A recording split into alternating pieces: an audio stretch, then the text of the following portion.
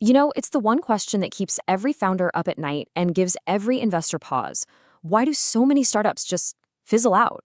And more importantly, what's the secret sauce for that tiny fraction that actually makes it big? Well, today we're going to dig into the data and find out. So let's just start with a number. A big one. Let this one sink in for a second. 90%. Yep, you heard that right. 9 out of 10 new businesses don't make it. It's a pretty brutal statistic. And what's wild is that it's barely changed since the 90s. That tells you the core challenges of building a business are, well, pretty timeless. But why? And when is the risk the highest? Okay, so while about 10% of startups fail in that first year, the real gauntlet, the true danger zone, is between years 2 and 5. That's when a whopping 70% of companies close their doors. It's that critical period when the initial funding is probably running low and the pressure to actually find a way to make money is just immense. So, if we want to understand how to survive, we've got to start by dissecting why companies die in the first place. And let's begin with the usual suspects, the practical business 101 reasons that you might expect. This chart right here, it tells a huge story. Just look at that biggest slice. A massive 42% of startups fail because, simply put, there's no market need. They build a perfect, beautiful solution to a problem nobody actually has. After that, you've got the classics: running out of cash, having the wrong people on the bus, and getting crushed by the competition. And this quote just gets right to the heart of it. It's not about how brilliant your idea is in a vacuum. It's about whether people will pull out their wallets for it. That term you hear all the time, product market fit, it's not just some buzzword. It is literally the foundation for survival. Now, let's look at another number that'll make your jaw drop: 82%. And this ties directly back to that second biggest reason on our chart. See, even if you have a product people love, if you can't manage the money, the actual cash coming in and going out, you are on a collision course with a brick wall. Cash flow is the oxygen for a business. When you run out, everything just stops. But, the story doesn't end with spreadsheets and market reports. A lot of the time, the biggest hurdles aren't in the business plan, they're inside the founder's own head. So let's look at that internal battle, at the psychology of the founder. Have you ever had that feeling? That feeling like you're a total fraud and you're just waiting for everyone to find out? Well, that has a name. It's the impostor phenomenon.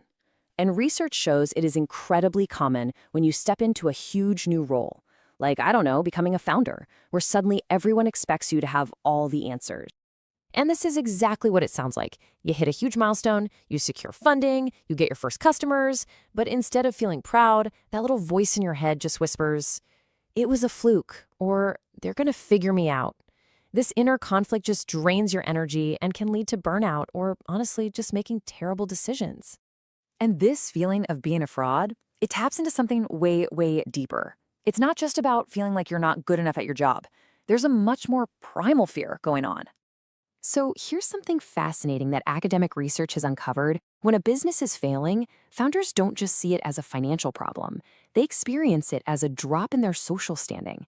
And that triggers this deep, ancient stress response, making failure feel less like a professional setback and more like a direct threat to their entire identity. Okay, so we've got these external threats like no market need and running out of money, and these deep internal threats like the fear of losing face. How in the world do you fight both at the same time? Well, there's a way to de-risk the whole thing, and the data on this is surprisingly clear. Let's look at a strategy that completely changes the game. It's called hybrid entrepreneurship. The idea is simple. Instead of taking that huge Hollywood-style leap of faith and quitting your job to go all in, you build your startup on the side. You get to incubate your idea while you still have the safety and security of a steady paycheck. And if you think this is some rare, cautious approach, think again. The research is super clear on this. More than half of all founders actually start their journey as hybrid entrepreneurs. It's the norm, not the exception. But here's the real kicker. Just look at this chart. Startups that are born from this hybrid path have a dramatically higher survival rate than the ones who just jump in with both feet. The difference isn't small, it is a total game changer. So why does this work so well? Well, it's because it directly fights the biggest reasons for failure we saw at the beginning. Remember that number one reason, no market need? This way you can test your idea without risking everything. And that number two reason, running out of cash? You literally solve the cash flow problem with your other income. taking away so much of that financial and psychological weight. Now, whether you go hybrid or you decide to go all in, there's one final principle that is underneath every single success story. It isn't glamorous, it isn't flashy, but it is the most powerful force for building something that actually lasts. We get told this all the time, right? That success is all about passion and motivation. But here's the thing. Motivation is fickle. It's an emotion. It comes and goes with the weather. The real engine that drives progress is discipline. It's doing the work when you don't feel like it. See, motivation is what gets you started on day one. Discipline is what keeps you going through that long, messy middle when all the initial excitement has worn off. And this quote is what discipline looks like in the real world. It's focus. The founders who win aren't chasing every shiny new object. They commit. They pick a lane and they dig deep, understanding that real progress comes from that patient, compounding effect of just doing the work day in and day out. So let's tie this all together. Beating that 90% failure rate isn't about getting lucky. It's about playing smart, mitigating risk with strategies like the hybrid path, and then just executing with relentless, almost boring consistency. It's the daily, unsexy work that builds something that can't be easily knocked down.